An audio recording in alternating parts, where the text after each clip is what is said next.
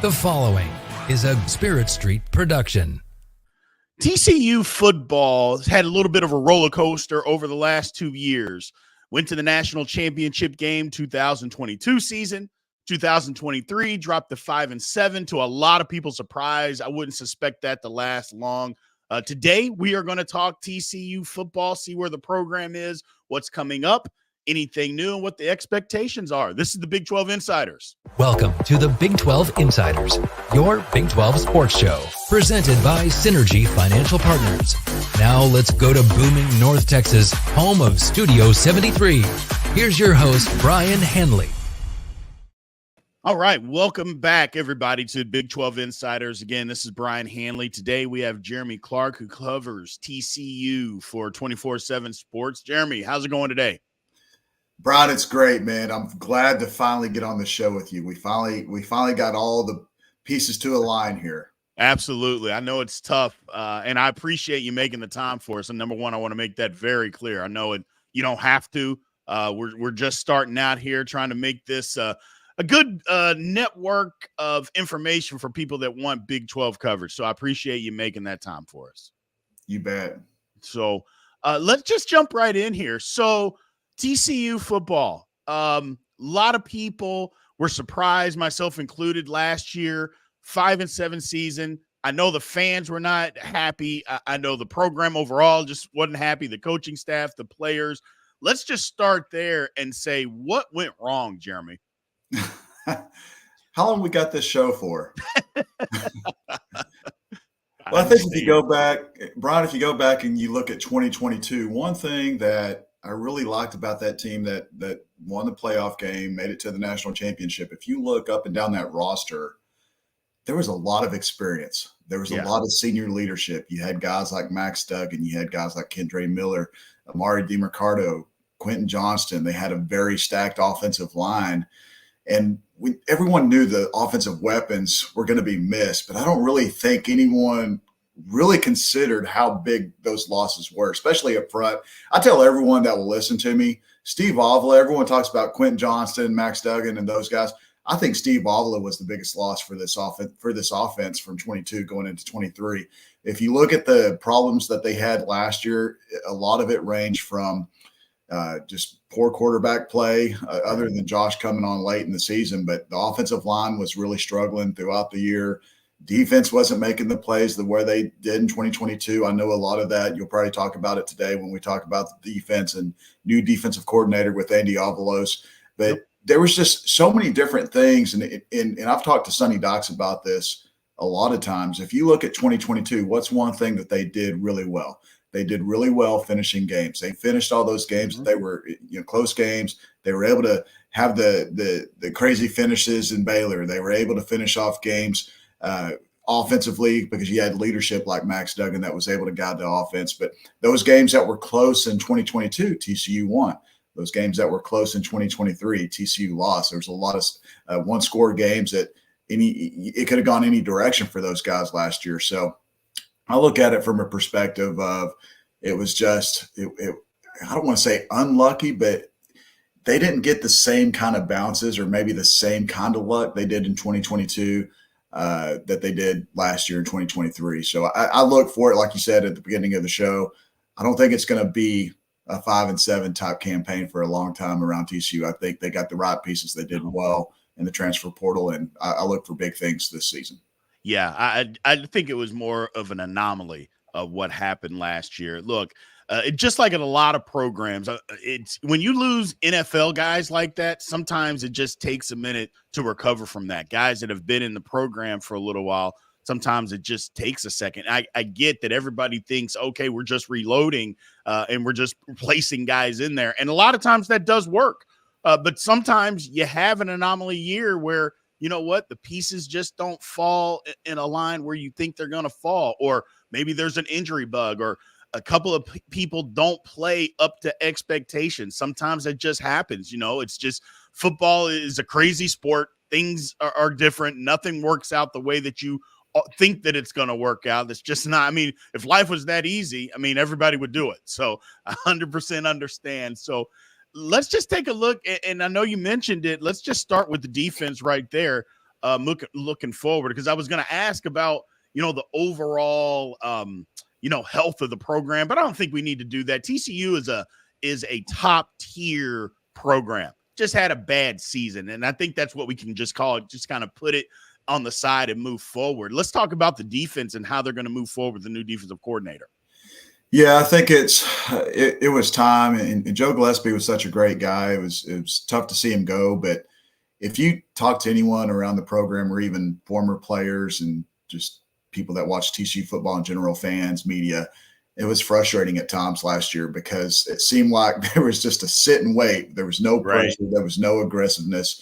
And that's something that Andy Avalos brings to this defense. If you go back and watch the way he coached defensive coordinator while he was at Oregon, even when he was head coach at Boise State, those defenses were very good. And that's one thing I've learned through 12 practices this spring is he's going to show a lot of different looks. He's not going easy on that offense. He's not going easy on Kendall Browse. They don't have Josh Hoover going in spring camp. They have Ken Sills. They have the true freshman Haas Haney. Andy Avalos does not care. He's going to show a 3-down lineman look. He's going to show a 4-1-6 look, a dime package. He's going to bring pressure from all different angles, whether it's coming from defensive end, whether it's coming from the stud position that he likes to utilize. That stud position is a slash of a player that can play linebacker or play edge, kind of a mixture of both. He utilizes that position well. Guys like Marcel Brooks and Devin Dill excel at that position. But one thing I've learned is this defense is flying around to the ball. They're very athletic. And I don't want to make too much of a comparison, but I've talked to guys that have been at practice, former players that played under Gary Patterson. It's a lot like that defense. It's a fly to the ball type defense, a lot of speed on the field. And one thing I could tell you is they've got some key pieces coming back. They've got a very strong defensive line. Even though they lost Dominic Williams, they still have a lot of depth at that position. They have a lot of depth at linebacker. The secondary, they added some pieces through the transfer portal. That's really something Sonny Dykes and his staff did really well, was not adding guys just from name schools. Out of the 19 transfers they took, 18 of those guys had extensive college experience. Yeah. A lot of those guys were on the defensive side of the ball. Caleb Elarms, or he chose TCU over Ohio State. That's a huge linebacker. And anytime you got a guy like Johnny Hodges, who was an all Big 12 linebacker, going with the second team, you got a deep position at linebacker. So that's one thing I like about the defense is you got depth, you've got athleticism, you've got speed all over the field, and you got players that like to fly to the ball, and you've got a defensive coordinator that allows his players to do that.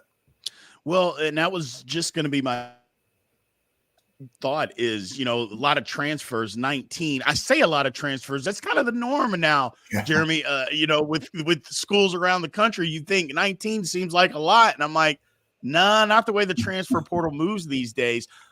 Not to mention, you are correct. I shouldn't say correct, but the one way that schools right now are doing things, they're trying to get more proven guys. There's some programs that are out there that maybe they're just looking for depth or they're looking to add pieces, just like you said, from name schools. No, I think schools like TCU, Oklahoma State, Iowa State a little bit. They don't necessarily dive into the transfer portal that much, but when they get in there, they're looking for guys that have played, that can fit their system. Kansas State, another place that does a really good job. They just look for guys that, hey, they fit into our system. They've played college football. We're not looking for them to be the guy, okay, well, you didn't play a year and a half there. You're wanting to move on somewhere else and come in and play. For the most part, schools like TCU are thinking, hey, you've played college football. Maybe we've got something else to offer you that we can help you, that you can help us, and kind of move in that direction. Is that kind of how TCU looks at the transfer portal? Yeah. And again, it really doesn't matter where they're coming from. I mean, Lamarian James has been one of the best looking players, regardless of position this spring. He came from Old Dominion. Right. Ray Seldon's another player, came from New Mexico State. He's looked really well. Then you have the guys like Nana Osafa-Mensah from Notre Dame, who's come in. He played at that big school, but he's come into TCU and played extremely well this spring as well. But that's one thing, just talking to those guys around the program, it doesn't matter if they're G5 or they're coming from the Division II level. They've got Javon McIver, who's a 6'2", 185-pound corner. He looks the part out there. He's getting a lot of reps with the third team right now, and even got some reps with second team at corner. But that's the message to these guys, and especially on the defensive side, is they're just trying to find the right pieces. It's not about just the starting 11. It's really about the top 22. Right. And when you got guys like Carlton Buckles at cornerbacks coach, he gives those guys every opportunity he can give them. You'll see different mixes with Avery Helm and Channing Canada working first team defense. Then the next set, it's to Travis Broughton and Lamarian James working with the first team. So he gives those guys equal amount of reps to where they feel like they're actually out there competing, and they're not just another spot player. They're not going to be a guy that's going to be just relegated to special teams. But this is what I really like, especially from defense, is just plugging in those players, giving them equal amount of reps. Offensively, same kind of scenario. The offensive line is where they hit heavy. You got 3 offensive linemen right now that are working with the first team that came from the transfer portal. So not only is it a position to where they want guys that fit their scheme, fit their program, they're big character guys. They want those guys that have the 30 game experience. It doesn't matter if it's at Louisiana Tech or Old Dominion. They want those guys that they know that can play college football. And it's funny, I mentioned earlier, the only guy that they took that didn't have extensive college experience was Braylon James. He was a former 4-star, spent 1 year at Notre Dame. But other than that, every single transfer player they took has at least 2 years of college experience. And that's something that they did a little bit the cycle in the transfer portal, but it was more, I think, about the name schools. And Sonny Dykes will admit that fully. He'll tell you that this past cycle, we went for guys that have extensive playing experience. Yeah, I think for just one of a different methods. I mean, there's other programs that are just looking for guys that come from name schools that might have 4 or 5 stars behind their name previously. I've always been a person that says, look, once you get into college, the 4 and 5 star doesn't mean anything anymore. I go, that's what somebody projected you to be. I go, but once that's over and you've hit college, it doesn't matter if you're a million star. I go, if you can't play, then you just can't play. If it doesn't work out, it doesn't work out. The ability may still be there, but maybe college football is totally from high school. I think a lot of people, they don't really realize that, Jeremy. And they just think, hey, well, they were a 5-star in high school. I go, okay, that's fine. But if it doesn't translate, then who really cares? That's the whole thing. Let's take a look at the offensive side of the ball. Took TCU a little bit to get going. I know the first game against Colorado, they scored a lot of points, but I think everybody would venture to say Colorado's defense wasn't any good at all. So it took them a little bit to get going. I know there were some quarterback issues. Kind of walk people through how that's going to be different this year. I know there was quarterback issues and some offensive line things that weren't maybe what TCU wanted. Tell people how that's going to be different this year. Man, that Colorado game, I don't care who they played. It was going to be tough. I told everyone when they played Colorado, it was trying to watch 500 feet of film compared to 10 feet of film, because they had to watch so many different players that they landed through the portal, so many different coaches. Where were they at from before? And they lost by 3 points. That's one of those games that I was telling you about earlier. They finished in 2022. They didn't know how to finish in 2023. But you look at that offense, they don't have Josh Hoover this spring. He's supposed to be back in the summer. He had a little bit of a back issue, but hopefully, getting back in the summer. I think mid-June is what the timeline is for him to start throwing around and moving around a little bit. But the transfer portal, luckily, you get to go out and find guys that have experience. And Ken Sills is a kid that had extensive college experience at Vanderbilt. Yeah, he was at Vanderbilt. We know Vanderbilt wasn't the greatest of SEC programs. They didn't have a ton of talent top to bottom on that roster. But I don't care who you are. When you have over 20 games experience playing against SEC defenses, you've done something in college football. And man, are they thankful to have that kid right now, because you have a kid that looks like he's known this offense for several years. He looks calm. He doesn't make a lot of mistakes. He's already kind of become a leader. This is a kid that started as a true freshman at Vanderbilt, so he was already thrust into action to become a leader at such a young age. And now 4 years later, he's at TCU. He's at his dream school. He grew up 30 minutes down the road, and he's come in and he's really guided that offense, and it makes you feel more comfortable going into the season, because last year you really didn't know what to expect. You had Chandler Morris, but we all found out Chandler Morris was more – he looked better in practice than he really did in games. And right. To flip the script, Max Duggan was the same way. Max didn't look all that great in practice, but he looked great in games. So you don't know where you find that mix of players. But I've talked to Sonny about it, and he's told us in the media that they feel more confident about where the quarterback room is right now than where they were a year ago. And other than Ken, you have the true freshman Haas Haney. He should be out trying to find a tuxedo for a senior prom right now. He's young, but he's flashy. He makes good plays. He's got great speed. This is a kid that ran a 4.46 at the Elite 11. That's a laser 4.46. Ran a 10.6 as a sophomore. And I can't help but to make comparisons every time I watch him practice, and he avoids a rush and he's running around and he's finding guys downfield.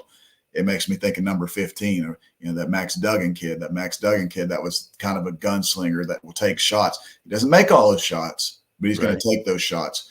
But I really feel confident about where the offensive line is compared to where it was a year ago. But I still think that if the staff can find a couple guys up front, they're gonna bring on those guys. They want to find 8 to 9 guys. Heck, they would love to find 10 to 11 guys that they can build a solid 2 deep at the offensive line. Receiver wise, the receiver room is about as good as I've ever seen it. I've been around the program going on 20 years now. Savion Williams, I think, is one of the better receivers in the Big 12, 6'5", 225, deceptively fast. Doesn't look like he's moving real fast, but he's moving real fast. Just go back and watch that game against Texas last year and watch how he performed. But right. Jack Bash is a guy that not a lot of people know about. LSU fans know about him because he played 2 years for the Tigers.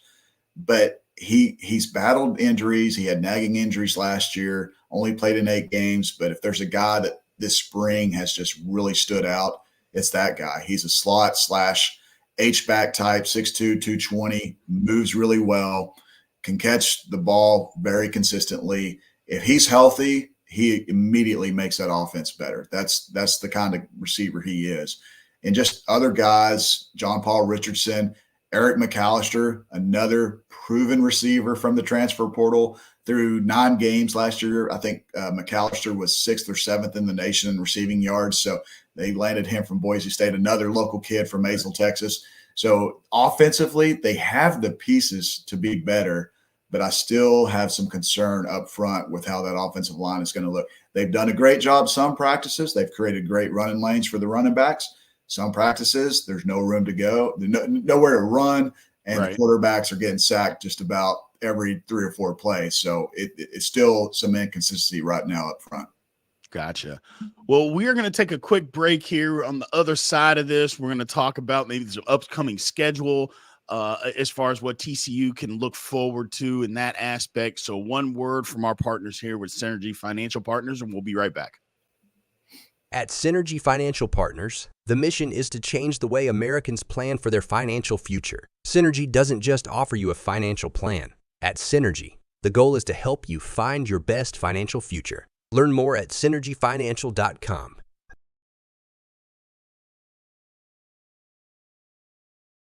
Welcome back to the show. Let's head back to the studio.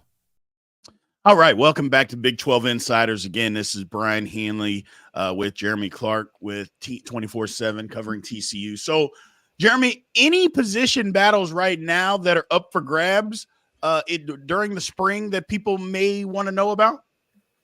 Yeah, pretty much every position on defense. I mean, defensive line, obviously you have a big hole to fill with Dominic Williams leaving. So Tymon Mitchell, Marcus Dill are going to be the guys that kind of go at it at nose tackle to see who gets the starting position. Linebacker is still going to be a position battle to watch even into fall. Shad Banks hasn't gone all spring. Shad Banks is a guy that's been real consistent the last 2 years at linebacker. Safety, I think you're starting to see the formation of a solid starting 3, but there's some practices still where you see Sure. some guys moving around, and in the secondary, I mean, there's really only one cornerback I think has solidified a spot. Avery Helm, I think, has earned his position, but there's still a battle going on the other side at cornerback. But it's going to be fun, man. This is a fun spring to watch because there's so many unknowns, and there's still a lot of things that can happen over the summer as they continue off-season workouts and get back into fall camp. But and you also have some guys that are pretty good high school signees that they have that I think can make an impact too. Well, and it sounds like TCU has went the route of competition during the spring. I know a lot of places, they work on, trying to be better fundamentally. And I'm not saying TCU is not doing that either, because clearly there's a place for both when you're practicing it every day. But it sounds like that they have said, you know what, we're going to make you earn a spot here. This is, what we don't like what happened last year. And to get that bad taste out of our mouth, we need to open some things up and make this thing competitive to put the best roster out there as possible. Again, I'm not saying they haven't done that in the past or other places don't do it, but sometimes in the spring, some schools think of it being more fundamentally based and others think of it being more competition based. And it sounds like TCU, and for me personally as a football guy, I like it to be a competition based. Go out there and compete for a job, and it sounds like that's what TCU is doing this spring. Yeah, I mean, that's what 5 and 7 does for you.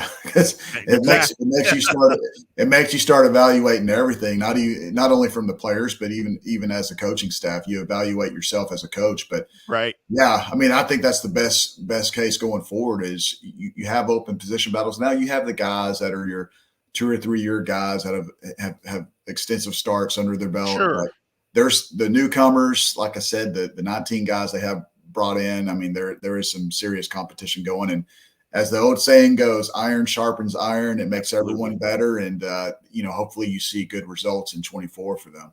Absolutely. Now with the transfer portal just opening up a few weeks ago, or I should say a week ago, and TCU still in spring practice as of now, are they still looking to upgrade? Yeah, I mean they've still got some key targets out there. I think it's pretty much known that they've brought in some offensive line visitors. Those guys, they're in a boxing match with a couple big schools for those guys. And this day and age of it's not only a business decision to help their draft stock, but sometimes it's a year decision because some schools offer really good NIL packages. And Correct. TCU is one of those programs that offers good NIL, but you also have some bigger schools that they're also competing with. And as you know, as a college football fan, we're living in a different generation of college football now. So it's not all about, hey, come win a national championship here, or we've got these great facilities that we're building. Some of the concessions that these kids are looking at does have to do with NIL, but they're in the battle. They're in a battle for a few guys, and yeah, they're going to definitely want to add some guys. Gotcha. Yeah, I know a lot of places, with they've moved their spring practices around when the transfer portal opened. I thought that was going to make a big difference, Jeremy, but it really has not. If kids want to I've seen kids be 10 practices in, doesn't matter. They're jumping in the portal anyway. I just remember when I was a player, there was no way that I was going to invest that kind of time just for me to turn around and say, you know what, I'm done. I'm going somewhere else. If I was going to leave, it just seemed like, okay, at the semester when I could leave, I'd be out of there. But after I went through it, or even after spring practice, after the spring semester, okay, fine. But I wouldn't just leave right in the middle of it. But as you mentioned, we are in a new day and age where kids are just saying, I'm done. I want to go somewhere else. 10 practices into spring. It doesn't matter. They're still leaving. I guess this is where we're at, man. You're talking to the guy that saw Dominic Williams at a Monday practice, came back Wednesday. He was gone, and then by the weekend he was visiting other schools. So, and that was still with 4 practices remaining. So it's getting crazier by the year. Yeah. What is there anything that happened in that situation, or did he just say, you know what, I just want to go somewhere else? I think it's just one of those situations where he was getting the reps. I mean, obviously, he's one of those guys I was referring to earlier about, your players that are the key guys, the guys that have played 2 years. I mean, he was 100% going to be a starter. And when you look at Andy Avalos' defense, that nose tackle position is a key component to that defense and how successful it can be. So, yeah, they 100% didn't want to lose them, but factors beyond their control is the best way I can explain it. And, on to the next. On to the next. That's all you can do, man. That's all you can do. Look, in this world of transfer portal and NIL, to me, they go hand in hand. It's just, what are you going to do? We do the best you can. You put out the best possible scenario for people, and if it's good enough, great. We want you. But if it's not, especially a proud and a good program like TCU, they don't have time to just sit around. No, not just time, Jeremy. I don't even think they should want to just sit around and wait for people. Look, you want all the good players. Don't get me wrong, but at the same time, I think there's got to be a point to where you put your foot in the sand and just say, that's it. If you don't want to be here, great. We want you to be here, but if you don't, we understand, and good luck to you. It's about roster retention now. Yes. And that's the number one way they look at this whole transfer portal business. They want to take care of the players they have coming back. Sure. And sometimes those players, they ask and then they get, and then they ask again and then they get again. But then it becomes too much asking. Absolutely. And after a while, it's kind of best to just wipe your hands clean and move on. And I think that's some of the situations that not only TCU, but a lot of programs across the country are looking at when you have Nick Saban that's out there talking about how different it is this day and age of college football, and just the way it's developed and it keeps growing. And I think staffs I think they personally do get upset with having to try to figure out different ways to keep certain kids. And again, that's not only a TCU problem. That's a problem nationwide. Absolutely. Yeah. It's not a TCU problem. It's not a Big 12 problem. That is a nationwide problem. And maybe they'll fix it. Maybe they won't. It doesn't sound like they're in too big of a hurry to fix it. So it is what it is. I'm still going to watch. I'm sure you're still going to watch. Everybody, we still love it, because the one thing that I've always said about this, and then we'll move on to the schedule, because it really gets on my nerves constantly talking about it. But the one thing that I kind of say is, once the ball gets kicked off, nobody cares anymore. Nobody's worried about transfer portal. Nobody's worried about NIL. All they care about is, does your team win? Do you have a chance to win on Saturday? That's it. So it kind of is what it is at this point. So yeah, we're in the dog days of off season right now, so it's kind of climbed its way to the top. But you're exactly right. Once that pigskin gets kicked, it's kind of like it's an afterthought. You just want to see your team win. Absolutely, absolutely. So taking a look at TCU's schedule, just kind of moving forward here. I'm looking at it. I should say that the conference road games can be difficult, going to Kansas and then going to Utah, those are going to be two tough games. But then I look at the rest of the schedule, it's pretty manageable, Jeremy. Look, I don't see, like I've mentioned before, I think the season that TCU had last year was just an aberration. They're a better program than that. And again, it happens. But if I'm taking a look at this schedule, if I'm a TCU fan, yeah, going to Kansas and going to Utah are going to be tough. And I think Baylor may or may not have a bounce back year. That's a November 2nd game. By that time, I think we're going to know if Baylor's already cashed it in for the season or not. I think this sets up really well for TCU. I really do. I know there might be some skepticism out there, but I just think the schedule for them sets up for them to have a bounce back year and to win at least 8 games. Yeah, I think that's pretty much the consensus around here, is that the schedules, it's a good schedule. You do have some tough road games, but I mean, for them, it's going to be tough at Kansas. Right. Jalen Daniels, obviously he's one of the better quarterbacks in the country. And last time they went up there, it was a very, very hard fought game. Right. It's going to be a little bit different home advantage. They got to go over to Arrowhead Stadium this year and play. Right. So you won't have that Kansas Jayhawk right on top of you. But I really feel that this team can win with the experience they have coming back and just the athletes they have. They can win 8 to 9 ball games. And people coming off 2 years ago where they won 13 games and went 13-2, that may be a disappointment for them, but you got to look at 5-7 from a year ago, and it's crazy because everyone thinks, Sonny Dykes, this is only his third year. Correct.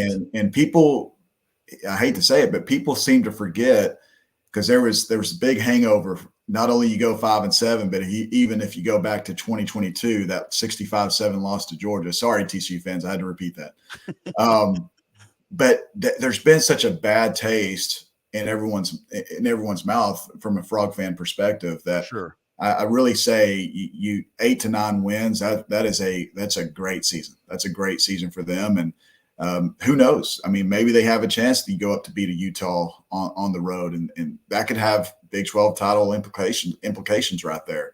Absolutely. And now you have the expanded playoffs. That there's a couple bounces, couple lucky bounces for TCU. They can be again in the conversation to make it to the playoffs. And if you look at college football in general, there's really 15 teams that you really feel have a chance to make the college playoff every year. And I really truly feel that TCU is one of those programs, because they've got great facilities. They've got great NIL. They've got a great location for recruiting. They do a great job recruiting, and they're a destination for these transfer kids. When those DFW kids go off, and they go off 5 states away and they decide they want to come home, it's either TCU or SMU, and TCU wins a lot of those recruiting battles. So they're building the program in the way Sonny Dykes wants to build it.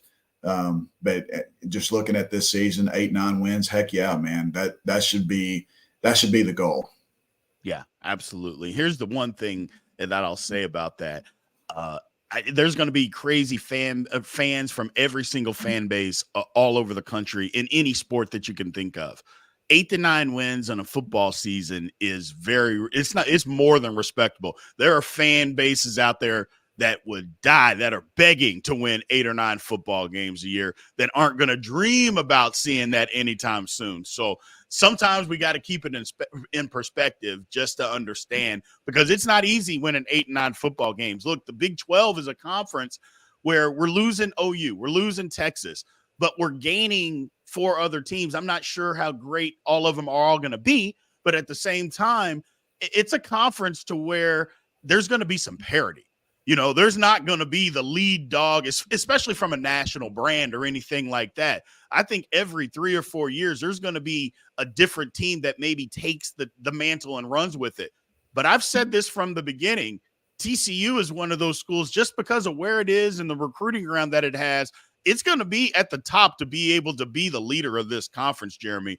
I firmly believe that. I've lived here in the DFW for the last 12 years. I understand the recruiting ground and how good high school football is. Look, I know the transfer portal is a big thing. You're not building your program on a transfer portal. Ask Colorado how that's working out. You can't do that. It's not sustainable to do that, to try to build it. You can plug and play. You can do that.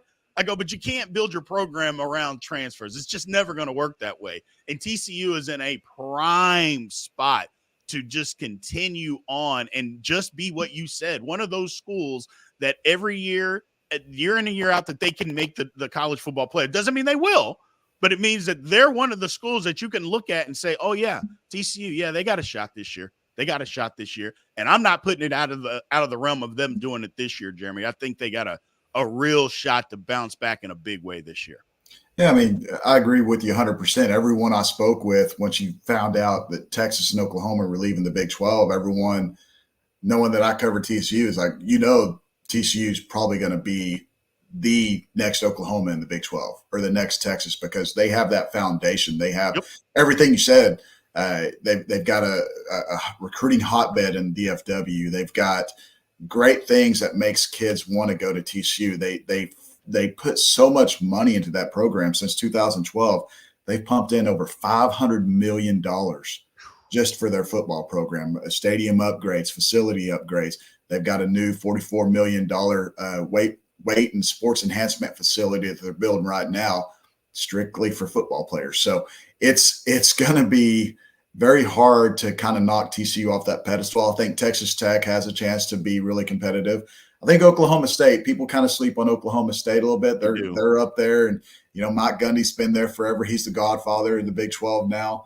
But I really feel that TCU has a chance to be the team of the Big 12 moving forward. And when you start talking conversations about who's going to play in the title game, I think it's going to be like we always talked about Oklahoma. Well, the Big 12 championship goes through Norman. We always used to say that. So now I think that with success this year and you keep building that year after year, I think people will eventually start saying the Big 12 championship goes through Fort Worth. And I think that's exactly what Sonny Dykes wants to do. Absolutely. Well, Jeremy, thank you. I appreciate you, like I said, making the time for us. I know we've had trouble hooking up with my schedule, your schedule. I appreciate you. Mostly my schedule. No. I appreciate you coming on. And like I said, the summer is here. We're still going to have as many shows as we possibly can. So I'm sure we'll bring you back with maybe a panel of people talking about something going on with college football and recruiting. So as many times as you can make it on, my man, we will have you back. So I appreciate it. Awesome, man. I look forward to it. All right. We're going to take one final word here, one final break with our sponsor. We'll be right back to end the show. Again, a word from our sponsor, Synergy Financial Partners. At Synergy Financial Partners, the vision is to build the world's largest consumer financial education and empowerment company. Synergy doesn't just offer you a financial plan. At Synergy, the goal is to help you find your best financial future. Learn more at synergyfinancial.com. Welcome back to the show. Let's head back to the studio. All right. Look, TCU is going to be one of those schools that's going to have to be dealt with. Yes, they had a bad season this past year. But here's the thing. 5-7, bad season. I get that. When you're talking about bad season with a lot of schools, we're talking 2 or 3 wins. So for them to get to 5-7 with the kind of challenges that they had, it only says good things for Sonny Dykes in that program. I look for TCU to bounce back in a big way this year. And be very, very competitive in the Big 12. We appreciate everybody joining us today. Again, as always, like, comment, subscribe. We're still growing over on the Big 12 channel over on YouTube, the Big 12 Insider. So I appreciate everybody that has supported us. We'll keep pushing these things out, man. We're just getting started with this. So the summer is here. But pretty much the summer is here. So the show must go on. We'll still keep having these out here. So thank you, guys. I will talk to you tomorrow. This has been a Spirit Street production. Please support this show by subscribing to this YouTube channel or follow us on your favorite podcast platform.